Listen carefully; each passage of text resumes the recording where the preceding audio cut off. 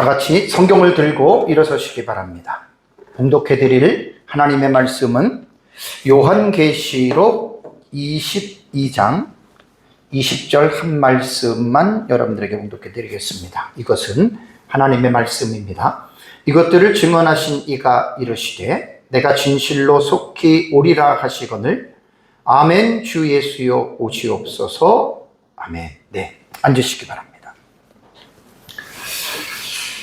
지난주에는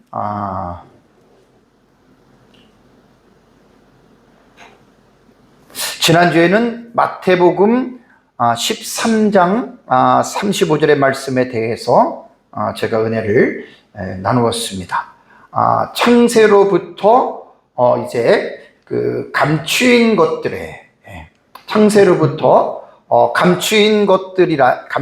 것들을 예수님께서 드러내기 위해서 이제 오셨다고 이렇게 말씀을 하셨는데요.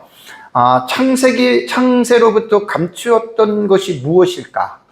제가 여러분들 지난주에 말씀을 드릴 때 창세로부터 감추었던 것들은 바로 하나님의 나라에 관한 그러한 내용이라고 제가 여러분들에게 말씀을 드렸습니다. 그리고 예수님께서 이제 인용하신 마태복음 13장 35절의 내용을 보면은 구약 성경의 말씀을 인용하셨죠. 그래서 구약 성경은 시편 78편이 됩니다. 시편 78편에 이제 이 시가 아삽의 마스길로 되어져 있죠. 아삽이라고 하는 사람은 레위 지파고요. 다윗 시대 때의 성가대의 지도자 중에 한 사람이었습니다.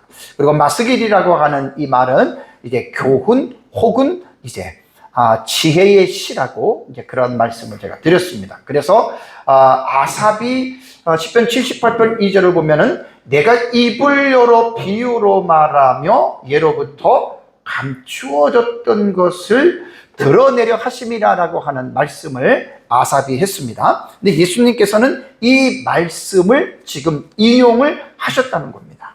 이 말씀을 예수님께서 이제 인용을 하셨는데 시편 마태복음 13장 35절 예수님이 인용한 것과 인용문이 시편 78편 2절의 내용이 차이가 있어요. 똑같은 말이 아니에요. 그래서 이 차이가 두 가지가 있는데 두 가지에 대해서 제가 지난주에 말씀하신 거 기억나십니까? 역사를 다루는 기간이 달라요. 역사를 다루는 기간. 그러니까 아삽의 시는 이스라엘 백성들이 출애굽입니다. 출애굽부터 시작해서 이스라엘이 멸망할 때에까지의 내용을 다스린 반면에 예수님께서 이렇게 인용하신 그 기간은 뭐냐면 창세부터입니다. 창세부터 감추인 것들을 예수님께서 드러내시겠다고 말씀을 했기 때문에 역사를 다루는 기간이 다르고 또 두 번째는요, 내용이 달라요. 어떤 내용이 다르냐면은 아삽이 시편 78편의 내용을 지난주에 간략하게 말씀을 드렸지만 여러분 쭉 읽어보면 아삽이 그 이스라엘 백성들에게 교훈한 내용은 뭐죠? 조상들이 패역했던 행위를 본받지 말고 우리는 패역한 삶을 살지 말자. 그것이 아삽이 시편 78편에 기록한 그러한 내용입니다. 그런데 예수님께서 이제 이 말씀을 인용하신 그 내용이 다르다 그랬죠. 예수님께서 인용하신 내용은 하나님 나라입니다. 천국입니다. 천국에 대한 내용이기 때문에 이 두 텍스트는 다른 그러한 내용을 가지고 있다라고 하는 말입니다. 그래서 마태복음 13장은 우리가 잘 아는 대로 천국에 대한 비유의 장이죠. 그래서 사실은 예수님께서 창세로부터 감추인 것이라고 하는 이 말은요, 사실 하나님의 나라인 천국에 대한 내용이기 때문에 여러분 이 부분들이 다르다라고 하는 그런 말입니다. 이번 시간에는 제가 설교의 제목을 하나님 나라의 관점에서 보는 종말론이라고 하는 이 제목을 가지고 이제 여러분들에게 제가 말씀을 이제 드리겠습니다. 이제 종말론이라고 하는 말은요, 이제 그 기독교 종말론이죠. 종말론이라고 하는 말은 이 한문으로 끝종자에다가 끝말자예요.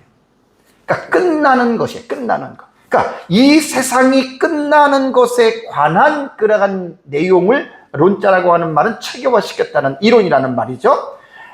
그리스어로 보면 에스카토스라고도 하고 영어로는 에스카톨로지입니다. 종말론 할 때는 이제 이렇게 부르고 있습니다. 그렇다면 이 종말론이라고 하는 이 용어가 언제부터 신학계에 나왔을까요? 학자들의 말에 의하면 19세기 들어서면서 신학자들에 의해서 처음으로 사용이 되었다고 하고요. 그 다음에 이것은 조직신학의 분야의 한 분야의 종말론이 여러분 이제 속하게 됩니다. 조직신학이라고 하는 말은 뭐냐면 목회자들이 목사가 되기 위해서 신학교를 가잖아요. 그럼 신학교를 가면은 수십 가지의 과목을 공부하는 것 가운데에 조직신학이라고 하는 과목을 공부를 합니다.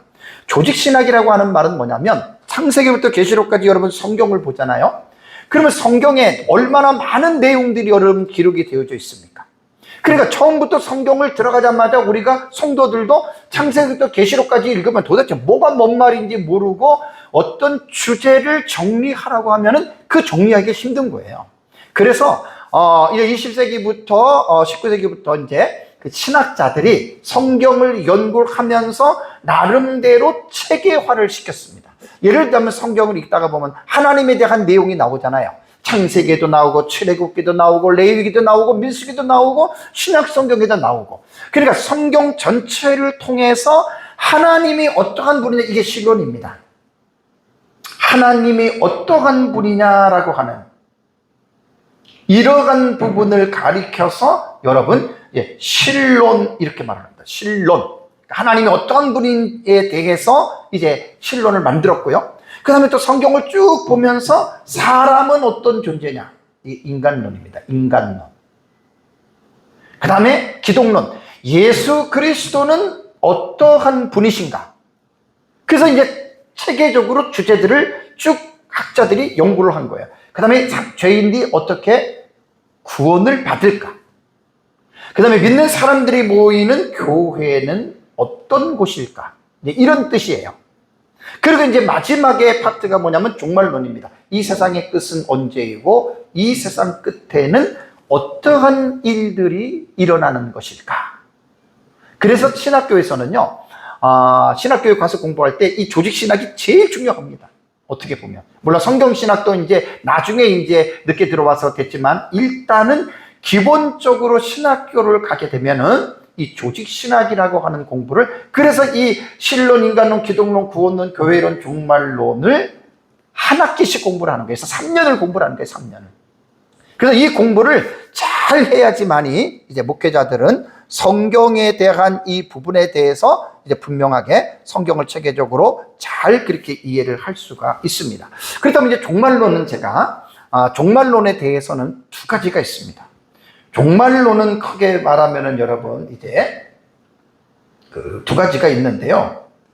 종말론에 있어서 두 가지는 뭐냐면 개인적인 종말론이 있고 우주적인 종말론이 있다 그랬어요. 우주적인 종말론은 일반적 종말론이라고 말을 하죠.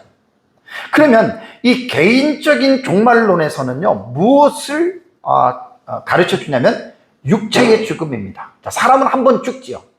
그 다음에 영혼에 대해서 불멸성, 영혼은 죽거나 사라지지 않는다. 그 다음에 중간 상태에 대해서도 다 제가 말씀을 드렸습니다. 사람이 지금 죽어요. 그 다음에 예수님이 재림하고 천년왕국 끝나고 부활해요. 그때까지의 그 사이, 그 중간. 그래서 이것은 개인적인 종말론에서 다루는 분야고요. 우주적인 종말론에서는 5가지 주제를 다룬다 그랬죠. 저는 6가지를 했습니다. 예수님의 재림, 부활, 최후의 심판, 크고 힘보다 심판이죠. 천년왕국, 그 다음에 영원한 형벌, 그 다음에 새하늘과 새 땅.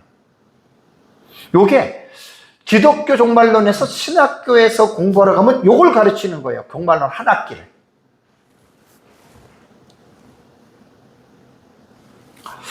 그래서 제가 요 부분은 제가 작년에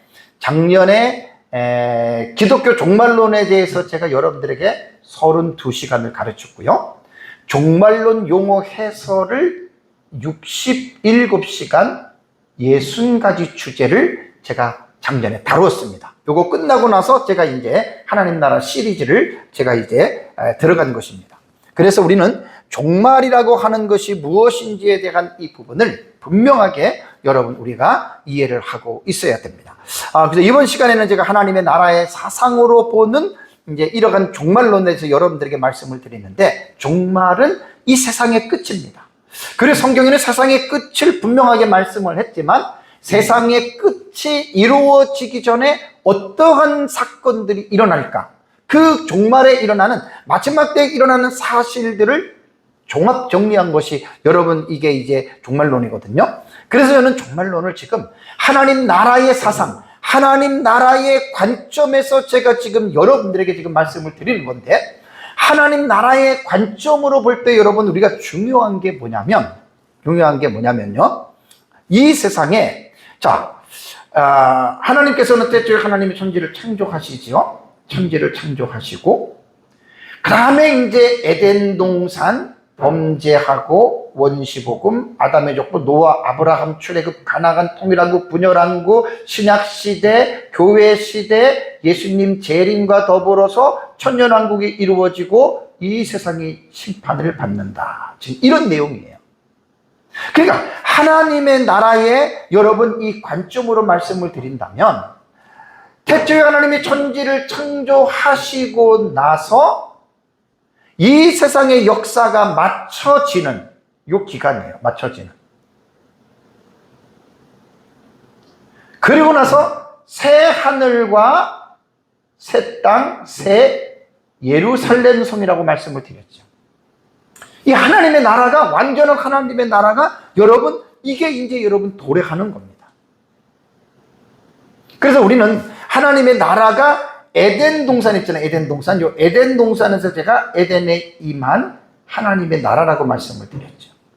그러니까 하나님이 세상을 이제 쪼개다 자세하게 또 말씀을 드릴 텐데, 이 세상을 하나님이 천지 창조하셨을 때 이 천지를 창조하신 하나님의 의도가 하나님의 나라를 이 세상 물질계에게 드러내는 것이라 그랬죠. 그죠? 그리고 범죄 이후에 하나님의 나라를 잃어버렸습니다. 하나님의 나라를 잃어버렸다는 거예요. 잃어버렸다. 하나님의 나라를 범죄 이후에 이제 잃어버렸다는 이 역사를 여러분들이 꼭 생각을 하셔야 됩니다. 그러고 나서 이제 여기에 구속사가 시작이 되잖아요. 구속사가 맞춰져요. 그러고 나서 이제 하나님의 하늘과 새 땅 새 예루살렘 성인 하나님의 나라가 여러분 이제 완전하게 임한다라고 하는 여러분 그러한 말입니다. 그래서 사실 우리가 중요한 게 뭐냐면, 예수님께서 재림하시기 이전에, 그러니까 예수님께서 재림하시기 이전에 요 세상에서 일어나는 그 중요한 그 사건들이 있거든요. 그래서 이제 그것을 우리 역사적 전체의 입장에서는 한일이라고 하는 요 기간을 우리는 다니엘서의 말씀을 가지고서 한일에 대한 기간을 여러분 우리가 본다는 이야기입니다. 그래서 예수님 재림 직전에 어떠한 일이 일어났는지에 대해서는 요한계시록이 해답이에요. 그래서 요한계시록을 잘 봐야 돼요. 요한계시록에는요 20장이 사실 제가 지난번에 되게 중요하다 그랬죠. 그죠? 20장에 9가지 사건이 나옵니다. 그러니까 예수님이 재림하기 전에 이 사건이 나타나오는데, 이제 예수님 재림하고 난 다음에 천년왕국이 이 세상에서 이루어집니다. 이게 20장 1절에서 6절입니다. 그 다음에 천년왕국이 끝나고 사탄이 풀려나오는 것이 7절이고요. 그 다음에 사탄이 천년왕국의 백성들을 미혹하는 게 20장 8절이고, 곡감마국의 무리를 불로 심판하는 것이 9절이고, 사탄이 심판을 받는 것이 10절이고, 처음 하늘과 처음 땅이 없어집니다. 소멸론으로 봅니다. 우리는 무천년은 갱신설로 보지만 우리는 없어진다. 소멸로 봅니다. 멸절설로 보는 거예요. 그 다음에 죽은 자들이 부활하죠. 12절과 13절. 그리고 마지막 심판, 최후의 심판이, 그거 흰보자 심판이 12절에서 13절까지 나오고, 그 다음에 생명책에 기록되지 않는 사람들이 둘째 사망으로 떨어지는 사실이 14절과 15절에 여러분 이 부분들이 여러분 일어나고, 그리고 나서 이제 아까 전장에 보여준 대로 하나님의 나라가 도래를 하는 거예요. 새하늘과 새 땅, 새 예루살렘 성이. 이게 이제 마지막 때에 나타나는 여러분 이러한 사실이라고 하는 거 여러분들이 꼭 이제 기억을 해야 됩니다. 자, 그래서 오늘 제가 하는 설교의 내용은 뭐냐면, 하나님 나라의 관점에서 제가 종말을 말을 하잖아요. 그러면 끝에만 보는 게 아니에요. 이 세상에서 시작된 역사를, 그 전체의 역사를 여러분 우리는 이 부분들을 알고 있어야 된다라고 하는 말입니다. 그래서 이제 이 세상에서 시작된 하나님의 시작된 거예요. 요거는 이제 계속해서 제가 테마이기 때문에 계속해서 제가 반복합니다. 지금 하나님 나라 시리즈 30의 설교를 12시간 하는데 이게 되게 많이 강조를 했어요. 앞으로도 되게 많이 강조를 합니다. 왜냐하면 종말을 알려면 종말만 알면 이상하잖아요. 이 세상의 역사가 시작된 것부터 그 진행에 대한 여러분 과정을 분명하게 여러분 알아야 됩니다. 그래서 이제 하나님 나라 시리즈 본론에 들어갈 때 요거 중요해요. 창조 이전. 그러니까 태초에 하나님이 천지를 창조하시기 이전에 하나님 계셨습니까? 안 계셨습니까? 계셨죠. 영원 전부터 계셨잖아요, 하나님. 그러면 영원 전부터 하나님이 계셨다면, 제가 계속해서 말씀을 드리지만 우리가 하나님이라고 이야기할 때는 하나님만 생각하면 안 돼요. 하나님의 나라도 함께 생각을 해야 됩니다. 그러면 바이든 인물만 생각하면 안 되잖아요. 자동적으로 우리의 심상에 떠오르는 게 뭐죠? 바이든 그러면 미국의 대통령입니다. 시진핑 그러면 어떤 생각이 떠올라요? 중국의 통치자. 윤석열 그러면 대한민국의 대통령. 그러니까 하나님 할 때는요, 자동적으로 하나님의 나라의 왕이다라고 하는 것은 제가 말씀을 안 드려도 꼭 생각을 해야 됩니다. 영원 전부터 하나님이 계셨기 때문에 천지 창조 이전에 하나님은 어떻게 해요? 계셨다는 거. 이거를 여러분들이 꼭 기억을 하셔야 됩니다. 그래서 창조 이전에 하나님의 나라를 이제 그것은 본론으로 들어갈 때 여러분들에게 제가 말씀을 드릴 거고요. 다음에 태초에 하나님이 천지를 창조하셨죠. 천지를 창조하신 하나님의 의도와 목적이 뭐라고 했습니까? 이사야 43장 7절을 보면은 내 이름으로 불려지는 모든 자 곧 내가 내 영광을 위하여입니다. 요겁니다. 영광. 하나님께서는 내 영광을 위하여 창조한 자를 오게 하라. 그러면 하나님께서 이 사람을 창조할 때, 여긴 천지 창조 다 집어넣어도 됩니다. 하나님께서 지금 강조하는 게 뭐냐면, 이 천지를 창조한 것은 하나님이 자신의 영광을 위한 겁니다. 영광. 자신의 영광을 위하여 창조했다라고 하는 이것을 여러분들이 기억할 때, 하나님께서는 이 세상을 창조하셨을 때 하나님 나라를 드러내시기 위해서 하나님께서는 이 세상을 창조하셨다라고 하는 거, 여러분 꼭 이 부분을 여러분들이 기억하시기 바랍니다.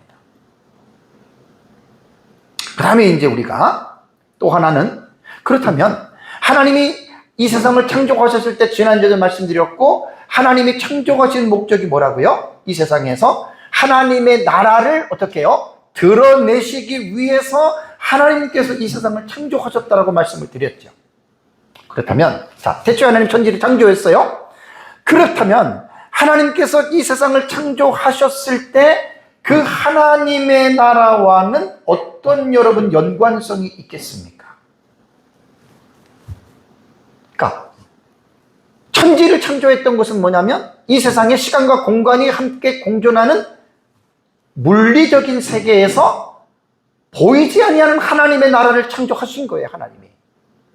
그러면 범죄 이전에 하나님의 나라는 과연 이 세상의 물질의 세계에 존재했을까?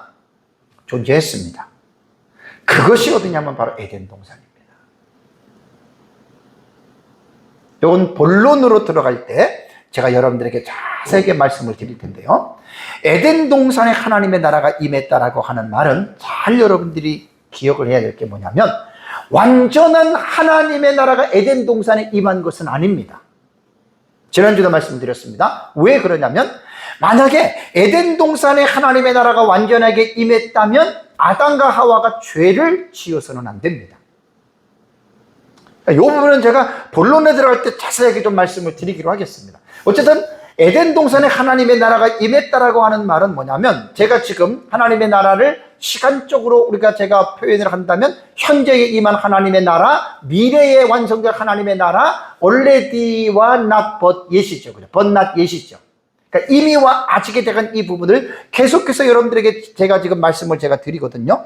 그렇다면 에덴 동산에 임한 하나님의 나라는 완전한 하나님의 나라가 아니라 지금처럼 하나님의 통치적인 영 차원으로 볼 때, 그러니까 하나님의 통치가 임하고 하나님의 통치를 순응하는 곳이 하나님의 나라의 개념입니다. 신약시대에. 마찬가지예요. 구약시대에도 에덴 동산이라고 말하는 여러분, 여기에도 완전한 하나님의 나라가 임한 것이 아니라 하나님의 통치가 아담과 하와에게 임했고, 아담과 하와가 하나님의 통치를 순응했기 때문에 에덴 동산에 하나님의 나라가 임했다라는 표현을 하는 것입니다. 그렇다고 해서 에덴 동산이 완전한 하나님의 나라가 아니고, 에덴 동산 자체에도 but not yet의 구도가 분명하게 여러분 있습니다. 완성된 하나님의 나라는 아니다라고 하는 것 여러분들이 꼭 기억을 하셔야 됩니다. 그리고 나서 창세기 3장에서 어떻게 되죠? 창세기 3장에서 아담과 하와가 죄를 짓잖아요. 여러분, 아담과 하와가 선악과를 따먹었어요. 구속사에서는 이 부분을 어떻게 해요? 죄인이 됐다 그런다 그랬잖아요. 자, 하나님의 나라에서는 제가 뭐라고 표현했습니까? 하나님의 나라를 어떻게 해요? 잃어버린 거예요. 그러니까 자꾸만 이제 제가 하나님 나라 시리즈를 설교를 하면서 우리는 구속사에 너무나 우리의 그 지식들이 고착화되어 있어요. 구속사에 우리는 너무나 잘 알고 있기 때문에 제가 하나님의 나라라고 하는 구속사보다는 상위의 개념, 상위의 태제가 하나님 나라거든요. 이제 하나님의 나라로 이제 자꾸만 여러분들은 생각을 하셔야 돼요. 그러니까 선악과를 따먹고 죄인이 됐다라고 하는 이러한 표현보다는 하나님의 나라를 잃어버린 거예요. 왜? 에덴 동산에서는 하나님의 나라 안에 있었잖아요. 그 하나님의 나라를 잃어버린 역사가 창세기 3장 23절에 여호와 하나님이 에덴 동산에서 그를 내보내요라는 말이 있잖아요. 그죠? 그를 내보냈다. 히브리어를 보면요, 와 예살해온데 와 예살해우 이렇게 되는 거예요. 그러니까 히브리어는 뭐냐면, 원래 이 동사가요, 원형은 살라그입니다. 내보냈다. 요 살라그인데, 가만히 보시면 여러분 여기 뭐가 붙어요? 접두어가 2개가 붙어요. 그 다음에 전미어가 또 하나 붙어요. 그러니까 내보냈다라고 하는 샬라그라고 하는 이 동사에 와 바브라고 하는 이 전치사가 붙었거든요. 접두어가. 그 다음에 여기 예라고 하는 말이 있어요. 요 예가 뭐냐면, 조금 동사는 제가 설명을 해야 돼요. 히브리어의 동사가 7가지가 있는데 이것을 히필 형태라고 합니다. 몰라도 돼요, 여러분들은. 히필, 호팔, 히트파일 몰라도 돼요. 근데 히필은 무엇을 말을 하느냐, 요걸 여러분들이 아셔야 돼요. 히필 때는요, 무엇을 말하냐면은 동사가 강조형의 능동태입니다. 요 강조를 제가 여러분들에게 말씀을 드리려고 하는 거예요. 강조. 그러니까 하나님께서 아담과 하와가 범죄하고 나서 하나님께서 그를, 이게 3인칭 남성 단수예요. 후라고 하는 것이. 그러니까 동사 하나에 접두어가 2개가 붙고 전미가 3개가 붙은 게 여러분, 이게 지금 여러분 이 동사 안에 있는 거예요. 동사 안에. 접두어 하나, 둘, 전미어 셋. 그래서 이 동사 하나만 잘 봐도 그를 내어 보내셨는데, 히필 때는 뭐라 그랬습니까? 강조입니다. 그냥 내보낸 게 아니에요. 하나님이 아담을 내보낼 때, 아담과 하와를 에덴 동산에서 내쫓을 때 강조했다는 거, 내보낸 것은. 여기에서 우리는 뭘 하나 여러분 이해를 하셔야 되냐면, 범죄한 결과가 하나님께서 그들을 에덴 동산에서 내쫓았다, 그 사실을 강조할 때에는 뭐 어떤 의미가 있냐면, 우리로 하여금 죄를 치면은 안 된다라고 하는 이러한 여러분 우리는 교훈을 여러분 가질 수가 있습니다. 자, 그리고 나서 이제 성경을 보잖아요. 자, 범죄하고 에덴을 쫓겨났습니다. 하나님 나라를 잃어버린 거예요.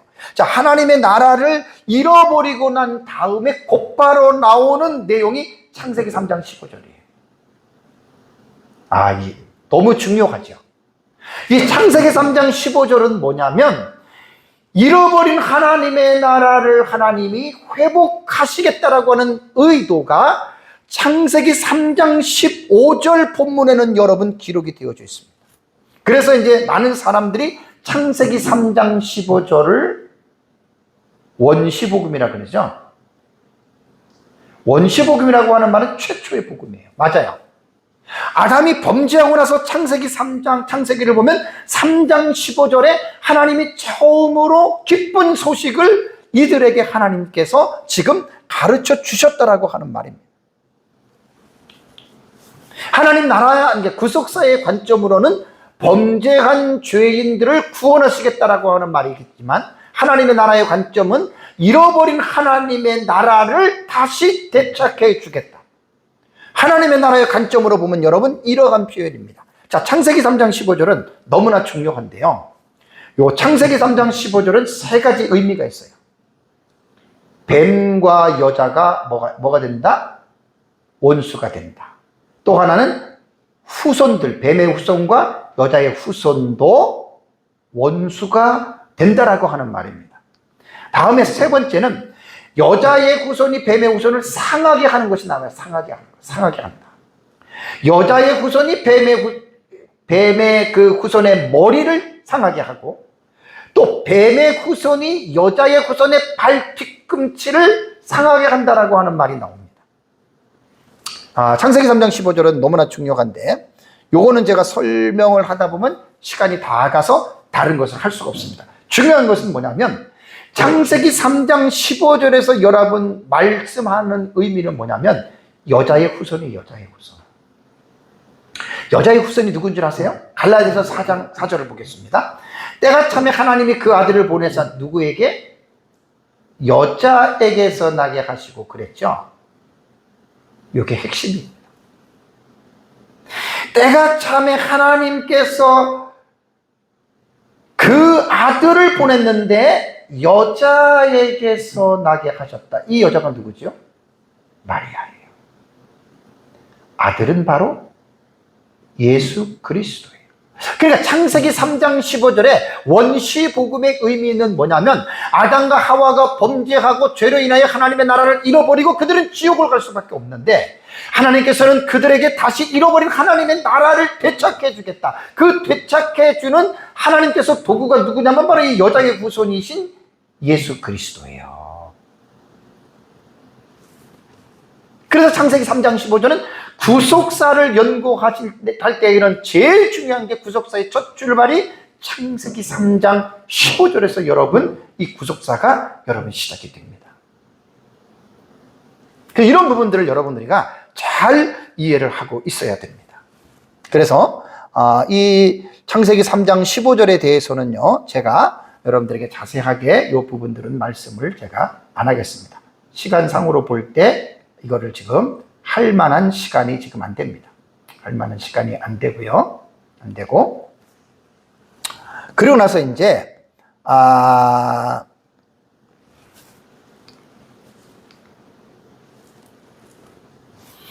신약시대에 들어오면은요, 신약시대에 예수 그리스도가 이 세상에 여러분 오셨잖아요. 예수 그리스도께서 이 세상에 오셨는데, 신약시대 여러분, 가장 여러분 중요한 게 뭔 줄 아십니까? 신약시대 여러분 가장 중요한 게 뭐냐면, 잃어버린 하나님의 나라를 회복하는 거예요. 그래서 제가 이제 이미 하나님 나라 서론적인 설교는 다 했던 건데 다시 정리를 하는 거예요. 그러니까 제 설교는 지금 계속해서 들어주시는 게 좋아요. 서론이기 때문에. 누가복음 10장 21절에 보면 바리새인들이 나오잖아요. 하나님의 나라가 어느 때에 임합니까? 라고 묻잖아요. 예수님이 뭐라고 얘기했습니까?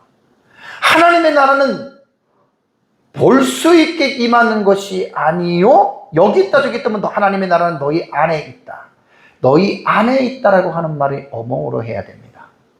어몽. 가운데 있다는 거예요. 가운데. 요거는 제가 설명 안 하겠습니다. 그리고 마태복음 12장 28절에도 뭐라고 되어 있냐면, 내가 하나님의 성령을 힘입어 귀신을 쫓아내는 것이면, 쫓아냈잖아요. 예수님이 공생의 사역에. 자, 쫓아냈습니다. 그러면 그 표적이 뭐라 그랬습니까? 하나님의 나라가, 킹덤 오브 갓, 하나님의 나라가 이미 너희에게 어떻게 해요? 임하였느니라. 그러니까 여러분, 신약 성경에서 여러분 제일 중요한 게 뭔 줄 아세요? 예수님이 오셔서 뭐 이렇게 하시고 하셨지만, 여러분 신약 성경에서 여러분 중요한 것은 뭐냐면, 신약 성경의 예수 그리스도의 공생애 때에 잃어버린 하나님의 나라를 되찾아줬습니다. 자, 하나님의 나라를 언제 잃어버렸어요? 에덴 동산에서 아담과 하와가 범죄하기 전에 하나님의 나라 안에 있었죠. 그리고 범죄하고 나서 에덴 동산을 빼앗겼죠. 예수 그리스도께서 신약 시대에 이 세상에 오시면서 공생의 시대에 그 빼앗겼던 하나님의 나라를 예수 그리스도를 믿는 자들에게 하나님께서 찾아주셨고 회복해 주셨다. 그래서 여기에서 말하는 것대로 하나님의 나라는 너희 안에 있고 너희에게 임하였다. 믿는 자들입니다.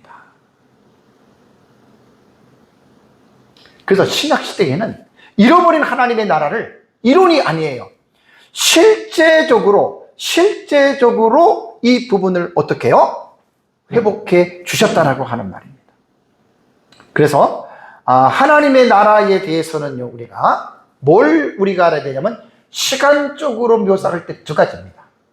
already, 이미, but not yet, 아직. 그러니까 하나님의 나라는 죽어서 가는 나라가 아니란 말이에요. 죽어서도 가지만 중요한 것은 뭐냐면, 하나님의 나라는 어떻게 해요? 하나님의 나라는 이미 믿는 자들 속에 아까 말한 대로 임했어요. 그렇지만 아직은 아닙니다. 아직은 아닙니다. 그래서 이미와 아직 요 사이에서 신약시대 성도들은 긴장을 누리면서 여러분 살아간다라고 하는 거, 이거를 여러분 꼭 기억을 해야 됩니다. 그래서 사실 하나님의 나라에 대한 여러분 이 신앙을 가지고 살 때에는 제일 중요한 게 뭐냐면, 죽어서 천국 가는 거 이렇게 말하지 말고요. 내가 예수를 믿었다면 믿는 순간에 내 안에 하나님의 나라가 이미 임했어요. 그러니까 현재에게만 하나님의 나라를 우리는 누리는 거예요. 그러면서도 완전하진 않지만 예수 그리스도의 재림 이후에 이 땅에 임하는 하나님의 완성된 하나님의 나라가 임하는 이 사이에서 우리는 긴장을 누리면서 사는데, 지난번에 다 설교했습니다. 어떻게 긴장을 누리는 삶을 살아야 하느냐. 베드로전서 5장 8절 9절은 근신하라 깨어라. 왜 그런 줄 아세요? 우리가 살고 있는 이미 하나님의 나라를 누리고 살지만 완성되지 않았기 때문에 우리의 대적인 마귀가 있다라고 하는 거예요. 마귀가 어떻게 해요? 우는 사자처럼 두루다니면서 삼킬 자를 찾는다. 이게 바로 그리스도인들을 찾는 거예요. 저와 여러분들을 찾는 거예요. 그래서 너희는 믿음을 굳건하게 하여 그를 어떻게 해요? 그를 대적해야 됩니다. 베드로 당시에는 이런 세상에 있는 너희 형제들도 동일한 고난을 당하는 줄을 알미라. 여러분, 구원받은 그리스도인들이 무슨 고난을 당하는 줄 아십니까? 마귀에 대한 공격 때문에 우리가 고난을 받는 거예요. 말도 못합니다. 마귀는 인간의 눈에는 보이지 않지만 이 마귀가 우는 사자처럼 두루다니면서 구원받은 자들을 공격하는 거예요. 그 고난을 받는 거예요. 그래서 우리는 마귀는 대적해야 됩니다. 대적. 예수 그리스도의 이름으로 쫓아내야 됩니다. 이게 대적이에요. 다음에 에베소서 6장 11절과 12절에도 마귀의 관계를 능히 대적하기 위하여 그랬죠. 마귀가 어떻게 우리를 공격하느냐, 이것을 대적해야 돼요. 그래서 이제 하나님의 전신갑주를 입으라, 설명할 수도 없습니다. 자, 우리의 씨름은 뭐라고 했어요? 우리의 싸움이에요. 여러분, 구원받은 그리스도인들의 싸움은요, 혈과 육을 상대하는 게 아니라 사람하고 싸우는 게 아니라는 거예요. 잘 기억하세요. 구원받는 사람들은 사람끼리 싸우는 게 아니에요. 부부 싸움하고 가족끼리 싸움하고 친구끼리 싸움하고 형제끼리 싸우는 게 아니에요. 우리의 싸움은 통치자들과 권세들과 어둠의 세상의 주관자들과 하늘에 있는 악의 영들을 상대한다.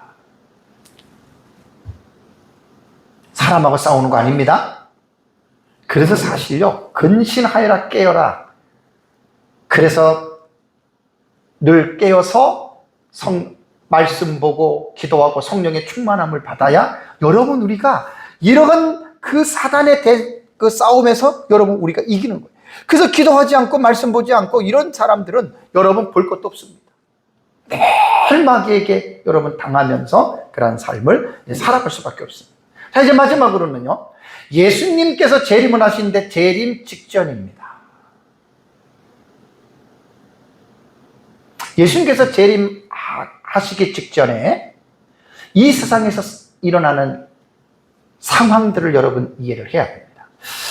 제가 종말론을 제가 10년 연구한 사람이 10년 하나님의 은혜, 책도 썼고 앞으로도 책을 써야 될 것도 몇 권 더 있고 종말론을 계속 제가 가르칩니다. 여러분, 예수님께서 재림하시기 직전에는 궁금들 해야 돼요. 여러분, 그리스도인들은 도대체 갑자기 우리가 이렇게 살고 있다가 갑자기 예수님이 딱 재림한다? 재림하는 시점은 맞아요. 근데 여러분, 예수님이 시대적 징조에 대해서 마태복음에도 복음서에도 말을 했죠. 그죠? 징조에 대한 사인입니다. 사인. 징조를 성경에는 분명하게 기록을 해놨습니다. 그래서 성경은 전체적으로 우리는 그렇게 이해를 해야 되는데, 요한계시록을 해석할 때의 모티프를 기억해야 됩니다. 그 신학적 기초가 구약성경 다니엘서 9장 24절에서 27절에 71회의 계시입니다. 종말로는 성경도 마찬가지지만 마구잡이로 그렇게 해석을 하면 안 됩니다. 71회를 공식은요, 7일회가 나오고 62일회가 나오고 한 일회, 요렇게 해서 나오는데, 일회는 한 주간입니다. 7일입니다. 그 7일을 하루를 1년씩 계산해서 70일에는 490년으로 해석을 하는 거예요. 그래서 7일에와 62일에는 69일에가 되는데, 69일에는 483년이 되고요. 나머지 한 일에는 7년으로서 70일에서 남습니다. 요 7년이라고 하는 남아있는 한 일회를 우리는 요한계시록 6장부터 19장을 한 일회로 해석을 한다. 이게 역사적 전천년의 종말론 신학적인 기초입니다. 처음 듣는 분들이 이게 무슨 말인지 몰라요. 이게 우리가 요한계시록을 해석하는 신학적 기초고요. 요한계시록은 제일 어려운 부분이 어딘 줄 아세요? 6장부터 19장입니다. 1, 2, 3, 4, 5장은 요한계시록 읽으면 금방 이해가 돼요. 그 다음에 20장도 좀 어렵지만 21장과 22장을 보면은 마지막에 일어나는 것들로서 조금 여러분 이해가 되기는 합니다. 근데 여러분, 요한계시록은 6장을 딱 들어가면 7인을 떼잖아요. 첫째 인을 뗄 때 흰 말이 나오고, 둘째 인을 뗄 때 붉은 말이 나오고, 셋째 인을 뗄 때 검은 말이 나오고, 넷째 인을 뗄 때 청황색 말이 나오잖아요. 그리고 말 탄 자가 기수가 에르쿠, 컴온, 오라 그러잖아요. 올 때에 그 나타나는 상황들이 그 뒤에 기록되어 있는데, 여기서부터 요한계시록은 어려워지는 겁니다. 7장에 들어가면 14만 4천과 신호집은 큰 무리가 나오고, 8장에 들어가면 7번째 인이 떼어지고, 그 다음에 이제 금양론을 쏟는 사건이 나오고, 첫째 나팔, 둘째 나팔, 셋째 나팔, 넷째 나팔이 나오고, 그 다음에 9장을 보면 5번째, 6번째 나팔이 나오고, 10장을 보면 하늘에서 내려오는 힘센 큰 천사의 손에 펴 있는 두루마리가 나와요.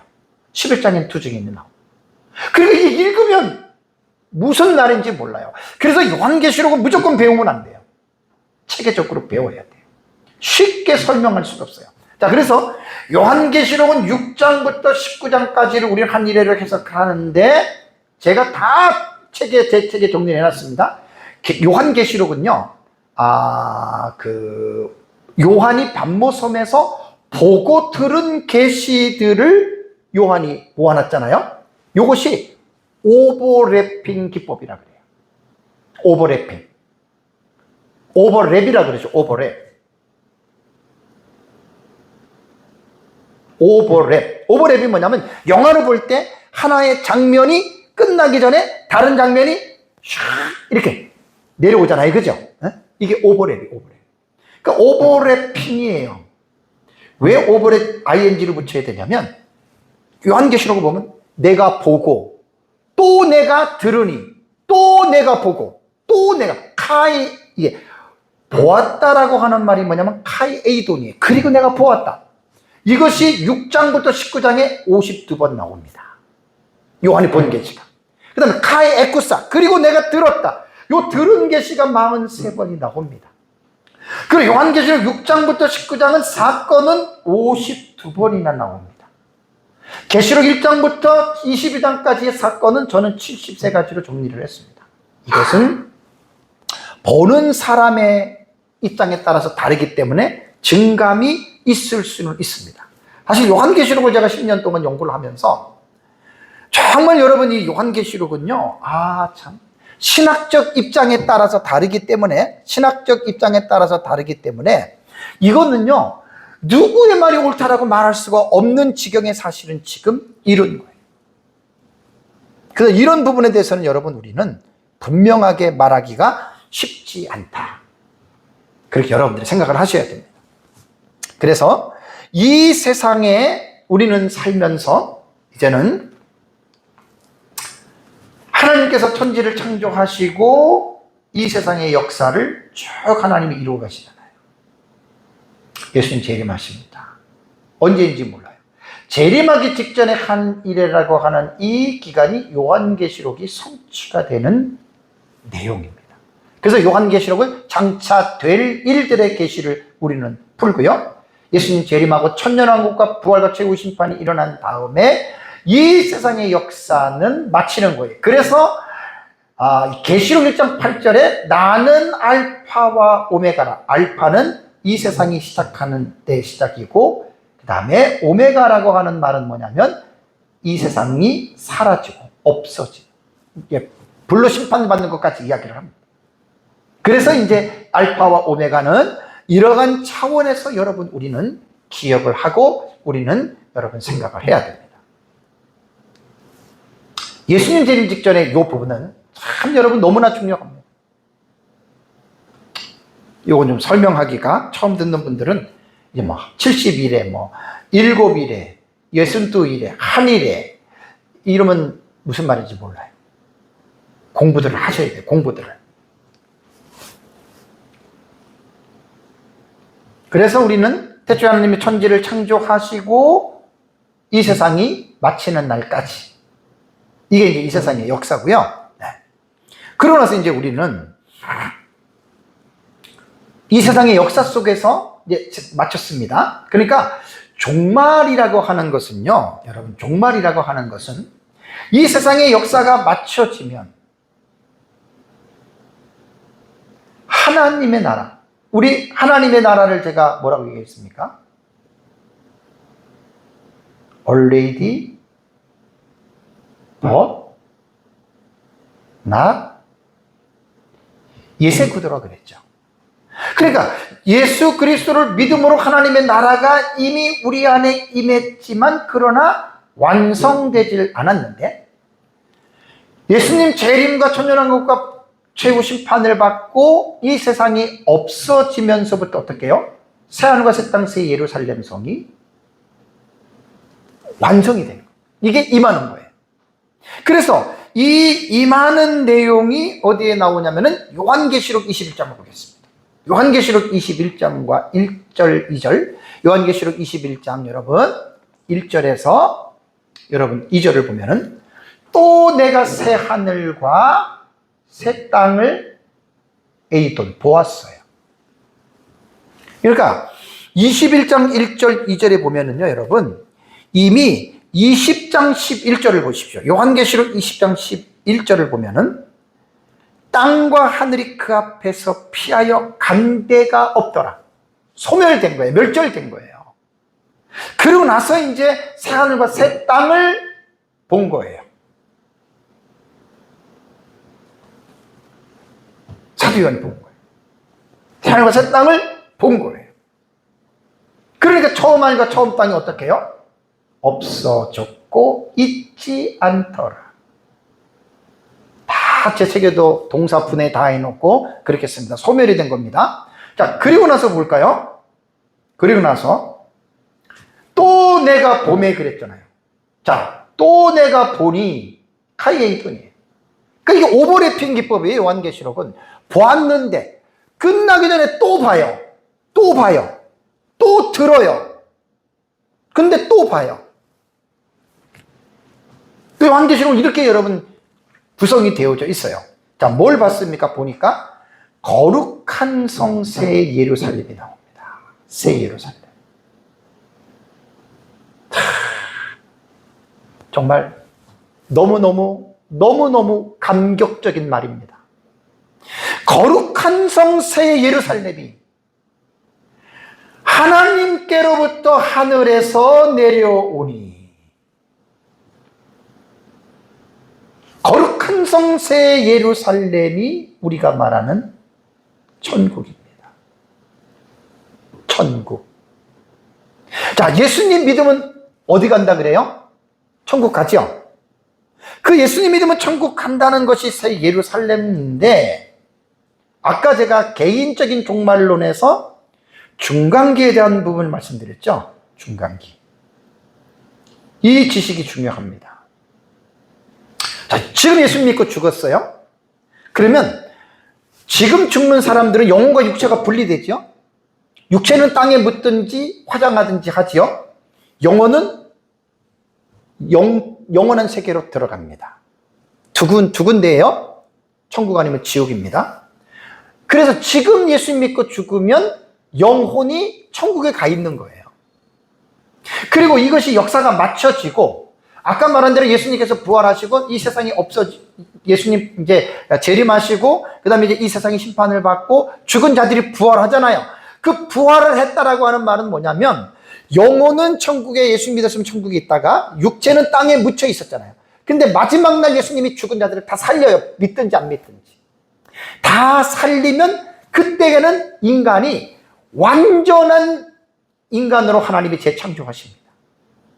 부족함이 없어요. 부활체는 예수님께서 부활하신 몸을 여러분들이 보셔서 알겠지만 완전히 지금 있는 우리의 이 육체하고는 차원이 달라요. 지금 있는 여러분 우리의 육체는 주름도 생기고 밥을 안 먹으면 배도 고프고 또 그러다가 사고 나거나 병이 걸리면 죽고 하는 육체인데 부활체는 완전한 형체입니다. 완전한 몸입니다. 그래서 늙지도 않고 아프지도 않고 병도 안 걸리고 사고도 나지 않고 부활체는 그렇다는 이야기예요. 여기서 지금 마지막 부분에서 새 예루살렘이 내려온다라고 하는 말은 뭐냐면 이미 이 세상이 없어지고 부활한 사람들 있잖아요. 부활체. 부활은 영생체입니다. 이 부활한 영생체가 새 예루살렘에 들어가는 거예요, 여러분. 그러니까 우리가 지금 예수 믿으면 천국 간다? 지금 죽은 사람 영원만 가 있는 거고 새 예루살렘이 아닙니다, 거기는. 천국입니다, 거기도. 이렇게 얘기하면 사람들이 되게 혼란스러워해요. 근데 잘 아셔야 돼요. 지금은 중간기 상태예요, 중간기. 그러니까 영혼이 가 있는 거 천국입니다. 부활한 완성체, 영생체가 새 예루살렘 성에 여러분 들어간다라고 하는 것 여러분들이 꼭 기억을 하셔야 됩니다. 그래서 이런 부분들을 여러분들이 잘 생각을 하고요. 지금 하나님 나라의 관점에서 보는 지금 종말론을 말씀을 드렸어요. 그래서 지금 창조 이전부터 그냥 쭉 제가 한번 그냥 주제별로 그냥 여러분들에게 정리해 드린 거예요. 왜냐하면 이걸 가지고 이제 앞으로 구체적인 설교가 들어가요. 그래서 들어가기 전에 계속해서 반복적으로 이러한 부분들을 여러분들이 이제 이해를 하셔야 됩니다. 사랑하는 성도 여러분, 종말이라고 하는 말은요, 이 세상, 이 처음부터 이 세상에서 시작했던 역사가 맞춰지는 시점을 종말이라고 이야기를 합니다.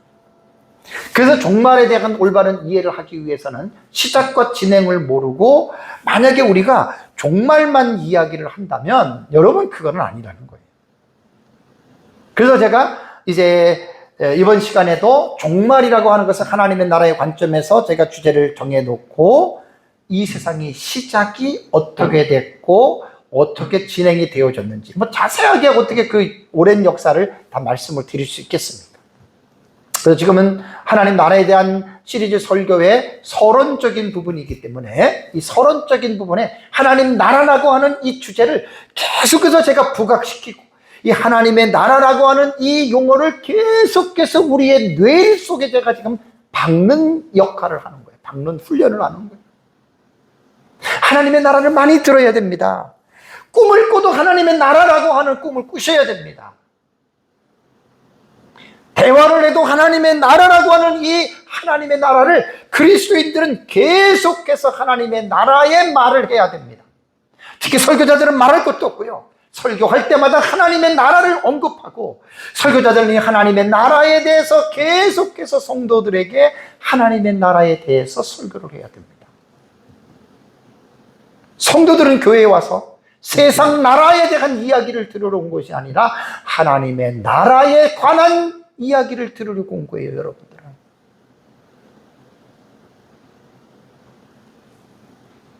저는 20년 전에 설교 처음 때 계속 반복해서 말했잖아요. 20년 전에 저는 김성길 목사님이라고 하는 분을 만나서 하나님의 나라에 대한 공부를 2년을 했습니다. 딱 20년입니다. 매주 월요일 날 아침에 10시에 가면 5시까지 성경 펴놓고 다른 거 없어요. 성경하고 교제. 창세기부터 그냥 읽어 나가더라고요. 그래서 5시까지 하여간 가는 데까지 가는 거예요. 그 쭉 성경을 읽어가면서 이 성경에서 하나님의 나라가 어떻게 표현됐는지를 그걸 2년을 공부를 했어요. 2년. 그래서 마치는 시점이 계시록이었어요. 와, 제가 공부하면서 너무나 내 자신이 부끄러웠어요. 목사인데 왜 이렇게 하나님의 나라를 몰랐을까? 정말 몰랐어요. 그러니까 토픽만 얘기를 했어요. 토픽이 뭔지 알죠? 화제. 하나님 나라 천국의 성 이것만 얘기를 하는 거예요. 근데 토픽도 중요하지만 컨텐츠예요. 컨텐츠는 내용이에요, 내용. 천국은 있다라고 말은 잘 하는데 천국이 어떤 곳이냐에 대해서 내용을 컨텐츠를 말을 하면 말할 게 거의들 없죠. 왜? 하나님의 나라를 너무나 몰라서들 그래요.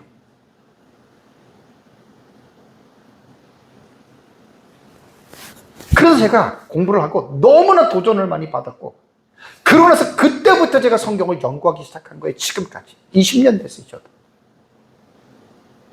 15년 전부터는 아예 목회보다는 제가 성경만 연구해서 15년 전부터 목회자들을 가르치는 사역을 15년째 하고 있잖아요. 저 지금 이거 하고 있어요. 목회하는 게 아니에요.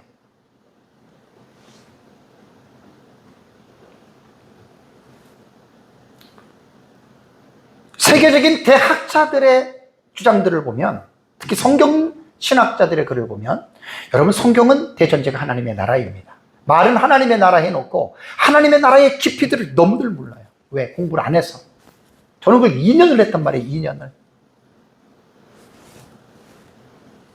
그리고 공부 중에 충격적인 말을 했잖아요. 그 교단의 선배 목사님이 미국에서 2,000명, 3,000명 정도에 되는 목회를 교회를 부흥시켜 놓고 대단한 거예요. 박사학위도 있고, 그리고 은퇴하고 중국에서 선교의 사역을 돕고 있는데,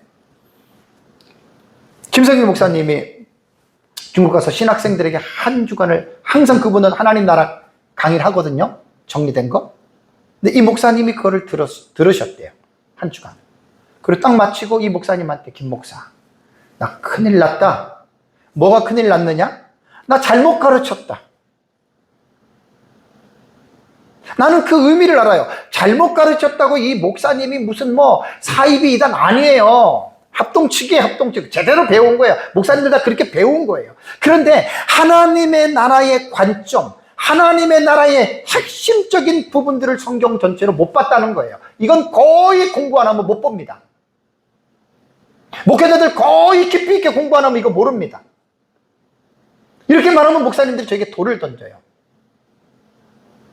자기 자존심이 상하니까. 야, 어떻게 하면 좋냐? 은퇴했는데. 다시 가르쳐야 되는데. 마지막으로 제가 강조하고 마치겠습니다. 성경에서 하나님의 나라를 알아야 할 이유가 있습니다. 왜냐하면 하나님의 나라가 어떤 나라인지를 알아야 그게 믿음이 되는 거예요. 믿음의 기초가 성경을 통해서 하나님의 나라거든요. 그 믿음이 있어야지 여러분 우리가 그걸 알아야지만이 우리가 믿는 거예요. 알아야지만이. 알아야지만이 믿는 거예요, 여러분. 그러면 하나님의 나라를 알았다고 하나님의 나라를 믿었다고 다 됐느냐? 여기서 끝나면 아무것도 아닙니다. 제가 2주 전인가 3주 전에 그리스도인들이 꼭 알아야 할 2가지 사실 말씀드렸잖아요. 하나님의 나라를 알았다고 끝난 게 아니라 그 하나님의 나라를 이 세상에서 드러내야 됩니다. 그게 실천적 주제예요. 맨날 입으로는 하나님의 나라, 천국 정국 나는 구원받았어, 난 하나님의 나라 가. 이거는 별 소용이 없어요. 말로만 하는 게 아니에요. 이론적으로 느낌으로만 갖고 있는 게 아니에요. 하나님의 나라는 반드시 그 나라의 삶을, 오전에도 제가 오후에도 이거 강조합니다. 그러니까 이 2가지가 절대로 동전의 앞뒷면이라서 떨어지는 부분들이 아닙니다. 하나님의 나라를 성경을 통해서 내가 발견했다면 그것으로 끝나는 게 아니에요. 그 나라의 삶을 이 세상에서 실천해야 되는데, 그러면 하나님의 나라의 삶이 뭐냐? 다 우리가 알잖아요. 성경. 오후에 제가 그것을 말씀을 드립니다. 제일 중요한 건 뭔 줄 아세요? 우리 성경대로 사는 거는 알지만 성경대로 살아가는 사람들이 대부분 없지요. 왜 그런 줄 아세요? 하나님의 말씀을 순종하는 것은 인간의 힘으로는 안 돼요. 오후 예배 때 율법에 대한 부분을 제가 좀 깊이 있게 다룹니다.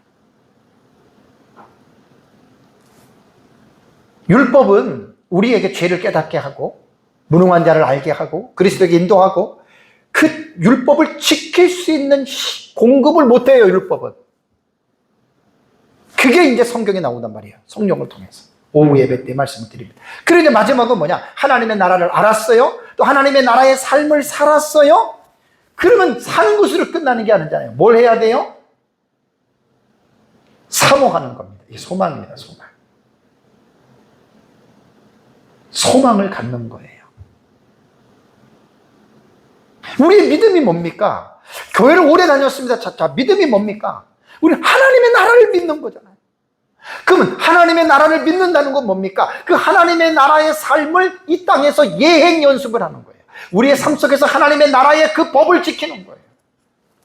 그러면서 우리는 이 땅에서 소망이 뭐냐면 그 하나님의 나라예요. 히브리서 11장 16절에 믿음의 선진들이 하늘에 있는 한 성을 바라보면서 소망 가운데에 믿음의 구약의 선진들이 살아갔다라고 하는 말입니다.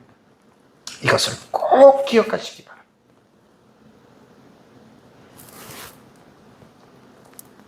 오늘 하나님의 나라의 관점으로 보는 종말론이라고 하는 여러분 이 주제를 여러분들이 잘 기억하시고 또 이러한 믿음을 가지고 또 이러한 자세를 가지고 저와 여러분들이 그렇게 살아가시기를 주님의 이름으로 축복합니다. 네, 다 같이 함께 기도하겠습니다.